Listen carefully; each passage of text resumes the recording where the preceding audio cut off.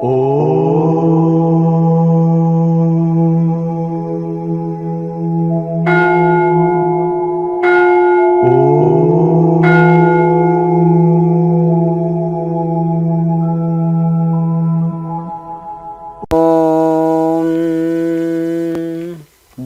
స్వరూపులైన KMC channel ప్రేక్షకులకు నమస్కారము. నమస్కారం స్వామీజీ. నమస్కారం అండి. స్వామీజీ, ధ్యానంలో కొద్దిసేపే ఎరుక ఉంటుంది, తర్వాత ఏమీ తెలియడం లేదు. ఎరుకలో ఎలా ఉండాలి? ప్రారంభంలో నేను ధ్యానం చేస్తున్నాను అనే ఎరుక ఉంటుంది. ధ్యానం చేయగా చేయగా చేయగా చేయగా మనం ఒక నిద్ర మత్తు లాంటిది మనకు ఏర్పడుతుంది అనుకోండి. అప్పుడు ఎరక ఏముండదు. మనం బాగా మొద్దు నిద్ర, తమోగుణ అవస్థలో ఒక మొద్దు నిద్ర పోయినాం అనుకోండి, మనకి ఏమీ తెలియదు. అలాగే ధ్యానంలో చేస్తున్నప్పుడు కొద్ది వరకు ఎరక ఉండి మళ్ళీ ఏమీ ఎరక లేకుండా ఆ నిద్ర స్థితి లాంటిది వస్తే అది ధ్యానం అనబడదు. నిద్ర అంటే బయట ఎరక ఉండదు, లోపల ఎరక ఉండదు. అంటే బయట ప్రపంచం గుర్తుకు లేదు, లోపల ఆత్మానుభూతి దైవానుభూతి కూడా గుర్తుకుండదు. దాన్ని నిద్ర అంటారు. బయటి ఎరకను నశించి లోపలి ఎరకతో ఉండడము దాన్ని ధ్యానం అంటారు.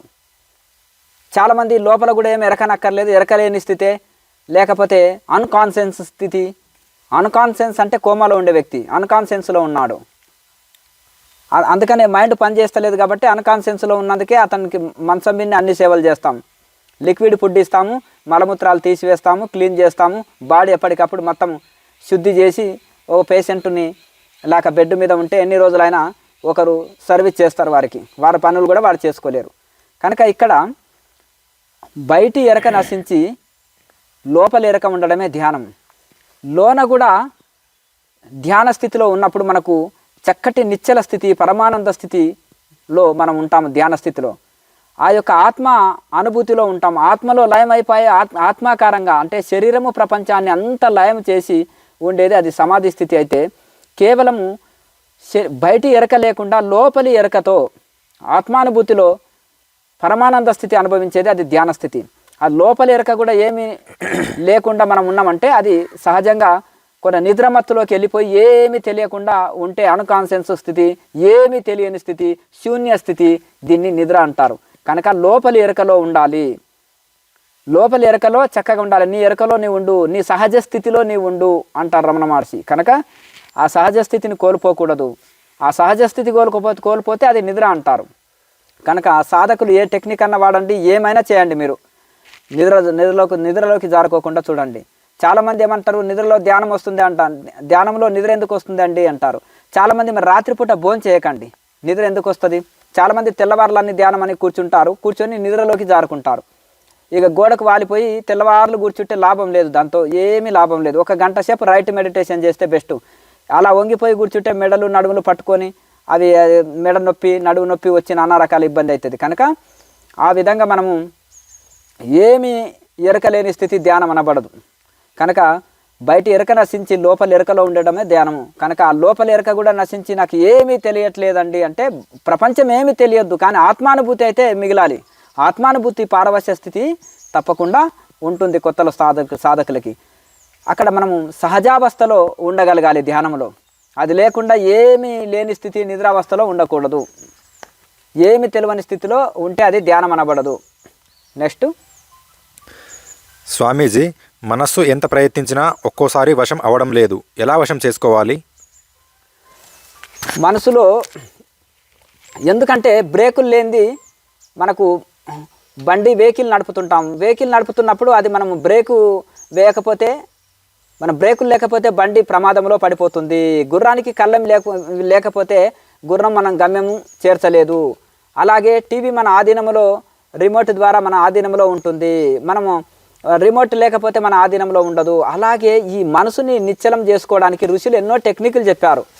ఇవి కొద్దిపాటి భేదమే ఉంటాయి. నారదుడు అష్టాంగాది నవవిధ భక్తి చెప్పాడు.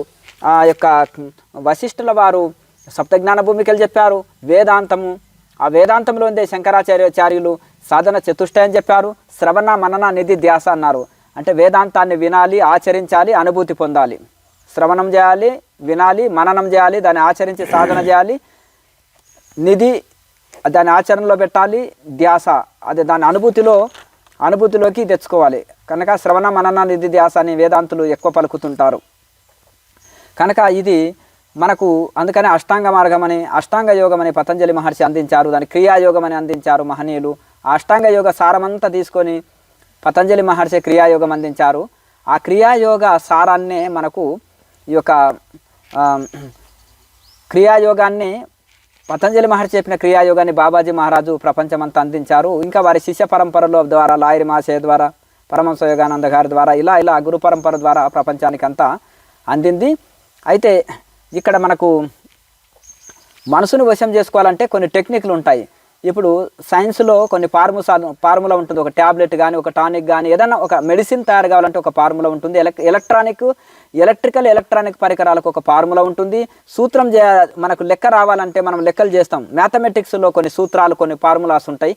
ఆ సూత్రాలు లేకపోతే మనం లెక్కలు చేయలేం. అలాగే ఈ మనసుని నిలపడానికి కూడా ఒక టెక్నిక్ ఉంటుంది. ఇప్పుడు సహజంగా ఒక ప్యాషన్ అయిపోయింది. గురువులు అక్కర్లేదు, ఎవరికి వాళ్ళే గురువు, ఒక రోజులో కూడా మాస్టర్ కావచ్చు గురువు కావచ్చు అని ఇప్పుడు ఒక ప్యాషన్ అయిపోయింది. కానీ ఒక మాస్టర్ అంటే డిగ్రీ 18 సంవత్సరాలు చదివితే ఒక డిగ్రీని తీసుకుని ఒక పిహెచ్డి పూర్తి అవుతుంది. అలా కాకుండా ఒక్క రోజులో పిహెచ్డి ఎవరు పూర్తి చేయలేరు, ఒక్క రోజులో టీచర్ ఎవరు కాలేరు, ఒక్క రోజులో గురువు ఎవరు కాలేరు. కనుక దీన్ని మీరు బాగా ఆలోచన చేసి ఈ మనసుని ఎందుకు వశంలో ఉంటుందంటే వాళ్ళు ఒక్కొక్కరు ఒక పాయింట్ చెప్తున్నారు, ఒకరు జపం చెప్తున్నారు. నేను చిన్నప్పుడు ఒక తత్వం రాసినాను.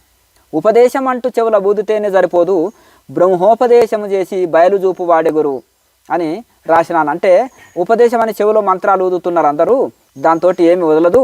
పూర్వకాలంలో విచారణ, ధ్యానము, యోగము, మంత్రోపదేశం ఇవన్నీ చెప్పేవాళ్ళు. ఇప్పుడు కేవలం అంటే దీని మాల చేతిలో తిరుగుతుంది, నాలుక నోట్లో తిరుగుతుంది, మనసు దేశం అంతా తిరుగుతుంది. దాంతో ఎక్కువ లాభం ఉండదు. కనుక కొందరు జపమే చెప్తారు, కొందరు ధ్యానమే చెప్తారు, కొంతమంది యోగ చెప్తారు, కొంతమంది పూజలు చెప్తారు, కొంతమంది హోమాలు చేయిస్తారు, కొంతమంది తీర్థయాత్రలు చేయమని చెప్తారు, కొంతమంది సేవ చేయండి చిత్తశుద్ధి అవుతుందని సేవనే చేపిస్తారు, కొంతమంది గురువులు భజన చేయిస్తుంటారు. ఇలా రకరకాలుగా అన్ని వన్ పార్టే. ఒక శరీరంలోని అన్ని పార్ట్స్ కలిపితేనే ఒక ఏనుగు. ఒక పార్ట్స్ పట్టుకొని చెవో కాలునో పట్టుకొని ఇది ఏనుగు అంటే కుదరదు కదా. అలాగే 4 వైపుల కాంపౌండ్ కట్టుకుంటే మన గార్డెన్ని జంతువులు మేయవు, రక్షణ ఉంటుంది. అలాగే మనకు ఈ యొక్క ఏ అస్త్రానికి కట్టుబడపోతే మనసు అనే బ్రహ్మరాక్షసికి బ్రహ్మాస్త్రమే వేయాలి, అదే క్రియాయోగం. కనుక అందులో రకరకాల 4 వైపుల అష్టదిగ్బంధన అంటారు. అన్ని వైపుల నుంచి మనము దాన్ని ముట్టడించి బాణాలతోటి దాన్ని కట్టడి చేయొచ్చు మనసుని, ఆ బ్రహ్మరాక్షసి అనే మనసుని. కనుక దానికే ఈ క్రియాయోగంలో మనకి ముద్రలు ఇవన్నీ అందించారు గురువులు ఆ మనసును వశం కావడానికి. కనుక విచారణ, ధ్యానము, యోగము తప్పకుండా. విచారణ అంటే ఆత్మ విచారణ. ఎక్కడి నుంచి వచ్చినా ఎక్కడికి వెళ్ళాలి, ఆత్మేది పరమాత్మేది, ప్రకృతి ఏది పరమాత్మేది అని ఇది విచారణ తప్పకుండా ఉండాలి. కనుక ఈ విచారణ వేదాంత విచారణ ఉండాలి. అలాగే తపించి చేసే ధ్యానం ఉండాలి. తపస్వాధ్యాయ ఆత్మ విచారణ ఉండాలి, వేదాంత విచారణ. అయితే వేదాంతులు వేదాంత విచారణే చాలంటారు, భక్తులు భక్తియే చాలంటారు. ఆ భక్తిలో కూడా శరణాగతి అనేది వాళ్ళకి తెలియలేకుంటున్నది. ఇప్పుడు భక్తి, నిజమైన భక్తి అంటే శరణాగతి, సిలిండర్నెస్సే. కనుక ఎవరైనా ఒక్కొక్క పార్టీ చెప్తున్నారు. వేదాంతులు వేదాంతం విచారణతో పాటు ధ్యానం అవసరమని రమణ మహర్షి చెప్తారు. దానికి ప్రాణాయామ కూడా చాలా సహకరిస్తుంది యోగులకు అని చెప్తారు. కనుక విచారణ, ధ్యానము, యోగము ఇవన్నీ కూడా ఉండాలి. అప్పుడే మన మనసు వశమవుతుంది. కనుక ఇక్కడ మనకు ఈశ్వర ప్రణిధాన, ఈశ్వరుడికి సిలిండర్ అయి మనము ఈ యొక్క మొత్తం మనని మనం సమర్పించుకోవాలి.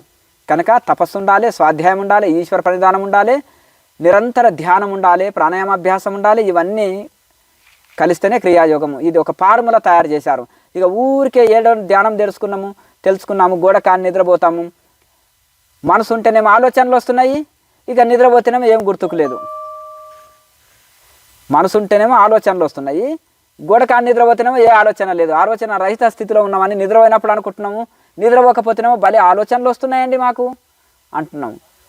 మరి ఇది ఇప్పుడు ఊరికి ఆలోచనలు వచ్చినప్పుడు రైట్ మెడిటేషన్ కాదు. ఊరికి వాలిపోయి నిద్రపోతే అది కూడా అది మెడిటేషన్ అనబడదు. ఈ రెండు తప్పే. కనుక నిద్రలోకి వెళ్ళిపోవద్దు, ఊరికి ఆలోచనలు చేస్తూ కూర్చోవద్దు, ప్లానింగ్ చేస్తూ కూర్చోవద్దు. మంచి మంచి ఆలోచనలు వస్తుంటాయి ధ్యానంలో. కానీ బంగారు చెప్పులైనా ఇంట్లోకి వేసుకురాం, విలువైన చెప్పులైనా అంటే దాని అర్థం ఏంటంటే ఎంత ఖరీదు చెప్పులైనా ఇంట్లోకి వేసుకురాం, బయటనే వ్యవహారాలు కూడా బయటనే వదిలిపెట్టాలి. మనం ఈరోజు ఏం చేయాలనేది లిస్టు రాసుకొని ఒక పేపర్ మీద రాసుకొని అక్కడ పెట్టాలి. ఇది తెలివైన పనులు, సాధకులు, ఋషులు చేసే పని. ఇది మన ప్రణాళికలు ఏంటిది అని ఒక పేపర్ మీద రాసి పక్కకు పెట్టి నేను ధ్యానం చేస్తే మర్చిపోతానేమో, గుర్తుండదు అని ధ్యానంలో ప్లాన్ వేయకూడదు. తర్వాత ఏం చేయాలి, ధ్యానం నుంచి బయటకు వచ్చినాక ఆ పేపర్ చూసుకొని మన దినచర్య మనం చేయవలసిన పనుల్ని ఫాలో కావాలి. ఒక దినచర్య లేకపోతే మనం ఏం పనులు చేయలేం. ప్రపంచంలో గొప్ప గొప్ప వాళ్ళు మరి ఎలా వాళ్ళకి సమయం సరిపోతుంది? చిన్న ఒక ఎంప్లాయీ చిన్న ఉద్యోగం చేస్తాడు, ఒక చిన్న ఫ్యామిలీని నడిపించడానికి ఇంత అవస్థ పడతారు. మరి పెద్ద పెద్ద మఠాలు నడిపిస్తారు, పెద్ద పెద్ద కంపెనీలు నడిపే వాళ్ళు, పెద్ద పెద్ద హోదాలో ఉండే వాళ్ళకి సమయపాలన ఎలా సరిపోతుంది అంటే టైం టేబుల్. కనుక మనం ఏం పనులు చేయాలో పేపర్ మీద రాసుకొని ధ్యానంలో ఉండి ధ్యానం నుంచి బయటకు వచ్చినాక ఆ పనులు నిర్వర్తించాలి. ధ్యానంలో మంచి ఆలోచనలు వస్తాయి, దాన్ని ఆలోచన చేయకూడదు, ప్లాన్లు గీయకూడదు. కనుక ఎంత విలువైన వస్తువు ఆలోచనలు అయినా పక్కకు పెట్టేయాలి. కనుక ఇక్కడ మనకు ఆలోచనలు ప్లాన్లు గీస్తే అది రైట్ మెడిటేషన్ కాదు. ఏమి తెలియని నిద్రలోకి జారుకుంటే అది రైట్ మెడిటేషన్ కాదు. కనుక ఇక్కడ విచారణతోటి, ధ్యానంతో, ప్రాణాయామతోటి గుంజకు పశువుని కట్టివేస్తే అక్కడనే ఉంటుంది. ఒక పిల్లర్కి ఒక పశువుని గొలుసు పెట్టి కట్టివేస్తే అక్కడే ఉంటుంది, ఒక ఏనుగునని కట్టేస్తే అక్కడే ఉంటుంది. అలాగే మన మనసు అనే ఏనుగుని మనం ఈ గొలుసు అనే ప్రాణాయామతోటి ఆ పరమాత్మ అనే పిల్లర్కి కట్టివేయాలి, ఇంకెక్కడ పోతుంది.